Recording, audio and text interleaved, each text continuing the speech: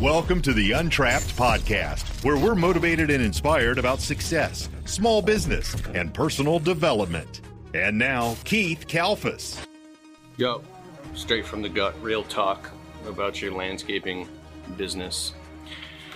So, there's a saying, the definition of insanity is to do the same thing over and over and expect a different result. If you keep doing the same thing, the same input, you're going to keep getting the same output. So if you don't like the money you're making, you don't like your clients, you want to upgrade, but you can't, then it goes back to you. 2016 to 2018, I was trapped in purgatory in my business. My wife and I had just moved to a 2-bedroom apartment. Rent had doubled, and I was afraid to raise the prices because I knew I would lose clients, but I needed more money immediately. So I finally got the guts up to raise the prices, and what happened? I started losing all my clients, and the only thing I knew how to do was to pull the work harder lever. So I kept working harder and harder and more hours. So I was like, I have to work 7 days a week. I got stung by a pack of bees the day before yesterday at work. My face might even still be a little bit swollen. I got it all on video. I'll show you in a little bit in a different video. But so the definition of insanity is to do the same thing and expect a different result. Think about that. You say, yeah, but every time I try something different, it doesn't work. So this is a bunch of bullcrap. Dude, I had to listen to hundreds of audiobooks on wealth, money, success, business, and finance by all these frickin' millionaires and Grant Cardones and financial people. Hundreds of books. And I'm learning about like Tony Robbins' Money Master the Game, how he made $400 million in a day, and listening to Ray Dalio's success principles. And then I'm trying to apply that to my tiny little landscaping business. So I have all this newfound sense of confidence, and I go to raise the price on the customer, and they're like, no, you're fired. So I'm like, so here's what I think it comes down to. Well, one, you can logically look at it and split test it. If you feel trapped, do more marketing and advertising in specific neighborhoods. Get really good at that. So then the math is more in your favor. Be more of a white glove prestige, very high value experience service, on-time communication. Everything is like flawless. You get what I'm saying? Like, be the best of the best. But also put yourself in a position so the customers, it's okay if you lose customers, right? And you don't just raise the price 30%. You raise it in small incremental percentages on your existing customers, and then higher percentages on your new customers. And there's all types of things. There's a gut feeling, but there's also actual math. And then the next thing is the big elephant in the room: higher ticket jobs. I was with my friend Eric Reno once, who does roofing. I said, man, I'm so frustrated. I'm only making like 30% profit, net profit margin. How are you making millions in your business and you've upgraded your whole lifestyle, yet I'm still trapped? He goes, bro, I make the same profit margin you do. I was like, what do you mean? You make all this money. He's like, no, I just do higher ticket jobs. I was like, what? He's like, well, the average roof we do is X amount, tens of thousands of dollars. What's your average landscape job? At the time, I was like, I don't know, $300. He's like, exactly. You're making $100 on each job. I'm just using him as an example. So today, our average ticket job is $1,649.50. So, and the profit margin has gone way up. But it's taken years to, I'm not saying I'm anywhere where I want to be. I want to be a multi-millionaire. Probably just like you. But I think you've got to get to a point where you're ready to throw in the towel, but you're doing things smart. You're marketing and advertising and working on everything. Joshua Latimer said, if you're booked out 2 months with one-off jobs and you're proud of that, something's wrong. That means your prices are too low and you're leaving a ton of profit on the table.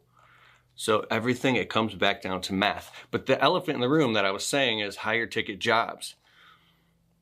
If you're doing if you're doing just lawn care and you don't have tight route density, or you're just doing these little tiny jobs, you need to learn how to upsell and package and promote packages. Like if somebody just wants their bushes trimmed, you're like, okay, well, anyways, we're just going to give you a quote. We could do this, we could do this, we could do this. I noticed that, I don't know what services you offer. We're creating a whole checklist of services out subscribe to my channel, because I'm going to be coming out with some amazing stuff soon. Like a suite of services, like checklists and things that we're building all this right now. I'm really excited about this. And soon in a few weeks, I'm going to be doing a whole virtual live event of how to dial in your marketing and everything in your business. Subscribe to my channel, follow my stuff, and it'll all come out soon. And I'll tell you where you can find it. But it also came out with a brand new book. We're just revising it right now to make sure it's perfect. It'll be out soon. 17 ways to get more landscaping clients. But this is math, but higher ticket jobs. So you could be like, okay, well, it's $299 to clean the gutters. We do window cleaning, $299 to clean the windows. Screens are $5 a piece. We can do all of these extra things to take your little tiny $300 job that you want done, and we'll pitch you something that you need done. You have 5 problems on your property. We can solve 3 of them. You have 7 problems here. We can solve 5 of them for $1,800. Normally it's about $3,500 to do all this a la carte. We'll do it all in one package price in a day and a half for $2,100. Or we'll come here with a 3-man crew. We'll do it all for $1,800 in a day and get all this done. We'll do a whole property trim package. We'll trim all the ornamental trees and shrubs. We'll comb through and pull all the weeds out of the garden beds. We'll edge all the garden bed edges. We will clean all the gutters and downspouts. We'll cut the grass, we'll trim the shrubs, we'll clean your windows, we'll do everything. Beautiful luxury suite services. So if you present all this to the customer and you present it to every single customer, they might be like, let's do it, honey. Hey, what's up, guys? It's Keith Kalfas. I have a quick announcement. I'm doing a free live virtual event where I'm going to be sharing with you, 1, how to define your service area for your lawn and landscaping business, so you're not like I was years ago, driving all over to multiple cities to take on these jobs, where I would lose so much time and travel and just not working in the right neighborhoods. I used to struggle, and now we have a 6-mile radius. So I'm going to talk about that and how that process and that transition works. Number 2, in this free live virtual event, if you register, I'm going to be giving away a free property opportunity checklist, how to turn other people's landscaping problems into profits, where I'll teach you and walk through the conversation of how to identify many more types of work on the customer's property. You can offer this to increase the average ticket price per job. You could turn a $300 job into a $900 job, a $900 job into a $4,000 job. We do this all the time, and it just builds more rapport with the client.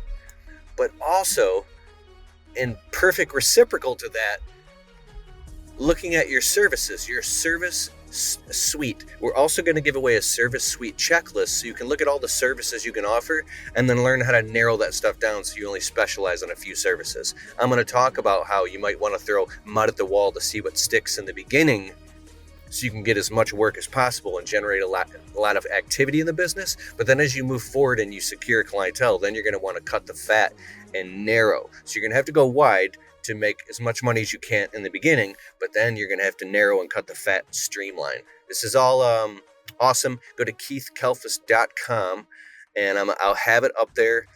This is going on next week, this virtual live event. It's totally free, and you'll get these free downloads I'm talking about. Go to keithkalfas.com and I'll have it at the top of the homepage of my website, where you can register now for this event. $3,500, they'll do it all for $2,100 or $2,500. They'll do it all for $1,800. Let's just get this off our plate for the rest of the year, and they'll come in and they'll do it all. And if you have the confidence and the positive reviews and just the swagger, really, you can just make it rain with your existing clients or new clients. So now you're taking your average ticket job, it's going way up. So therefore, you can also increase your profit margins by raising your prices. And then you're literally making more money on each job and less travel time. And then once you start to get a whole bunch of clients, if you have some crazy service area, if your average job is like 20 grand, Sure, you could travel in 1, 2, 3 hours. I don't know. But if your average ticket job is only $300, you probably want a smaller service area, because if you have guys in the truck with you that you're paying payroll and taxes on, it's expensive, and the drive time and the gas and sitting in traffic.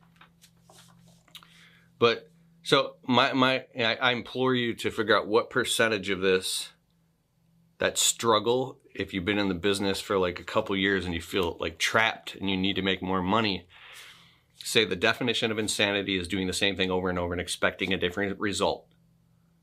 You're not the first person to go through this. And there's an entire sea of everybody trapped.